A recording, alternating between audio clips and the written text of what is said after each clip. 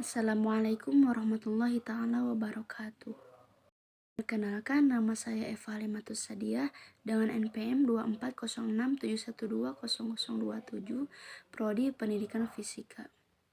Di sini saya akan memaparkan sedikit tentang berkomunikasi secara Islam.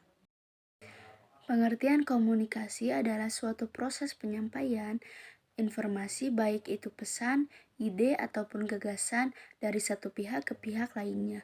Komunikasi secara lisan maupun verbal yang dapat dimengerti kedua belah pihak. Apabila tidak dapat bahasa verbal, bisa menggunakan bahasa isyarat seperti tersenyum, gestur tubuh, ataupun dengan menggelengkan kepala dan lain-lain. Ada beberapa acuan komunikasi dalam Islam. Yang pertama yaitu qaulan syadidan, yang kedua qaulan balighan, yang ketiga qaulan masyura, yang keempat qaulan layyina, yang kelima qaulan karima, yang keenam qaulan ma'rufa, dan yang terakhir yaitu qaulan syabib. Yang pertama ada qaulan syadidan, yaitu perkataan yang benar, lurus, dan jujur. Yang pertama, Allah menurunkan qaulan syadidan dalam urusan anak yatim dan keturunan, yakni Quran Surat An-Nisa ayat 9. Yang kedua, Allah memerintahkan qaulan sesudah takwa sebagai firman Allah dalam surah Al-Ahzab ayat 70 yang berbunyi, "Hai orang-orang yang beriman, bertakwalah kamu kepada Allah dan katakanlah perkataan yang benar." Qaulan syadidan dalam surah ini dapat diartikan dengan perkataan yang jujur dan tepat dan bertanggung jawab, yakni tidak keluar dari pertentangan Islam. Yang kedua yaitu qaulan balighan, yaitu perkataan yang membekas pada jiwa, tepat sasaran komunikatif, mudah dimengerti. Ungkapan ini terdapat dalam Quran Surah An-Nisa ayat 63 yang berbunyi, mereka itu adalah orang-orang yang Allah mengetahui apa yang di dalam hati mereka. Karena itu berpalinglah kamu dari mereka dan berilah mereka pelajaran dan katakanlah kepada mereka perkataan yang membekas pada jiwa mereka. Yang artinya prinsip komunikasi yang mengerti. Yang ketiga yaitu qaulan masyura, yaitu perkataan yang ringan. Dalam komunikasi, baik lisan maupun tulisan, mempergunakan bahasa yang mudah, ringkas, dan tepat sehingga mudah bisa dicerna dan dimengerti.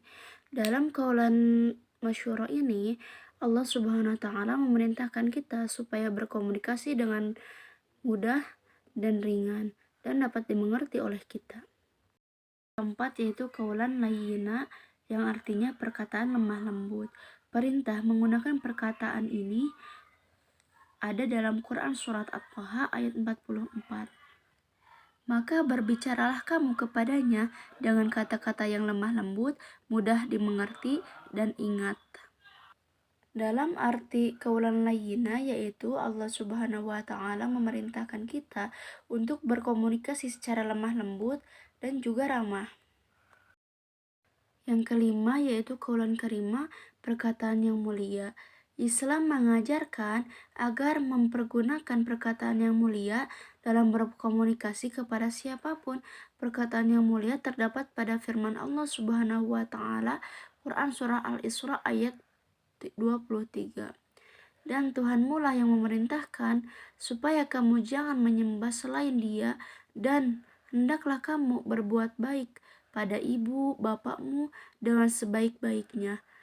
Jika salah seorang di antara keduanya atau kedua-duanya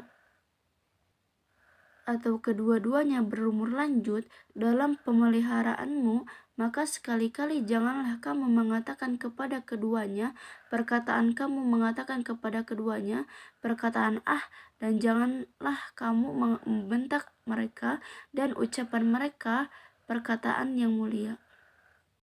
Yang keenam yaitu qaulan ma'rufa, yang artinya perkataan yang baik. Qaulan ma'rufa juga bermakna pembicaraan yang bermanfaat dan menimbulkan manfaat, yaitu maslahat. Quran Surah Al-Ahzab ayat 32 yang berbunyi, "Hai istri-istri Nabi, kamu sekalian tidaklah seperti wanita lain.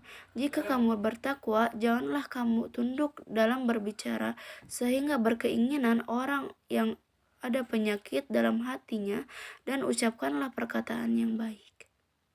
Terakhir yaitu kaulan sabit, ucapan yang teguh.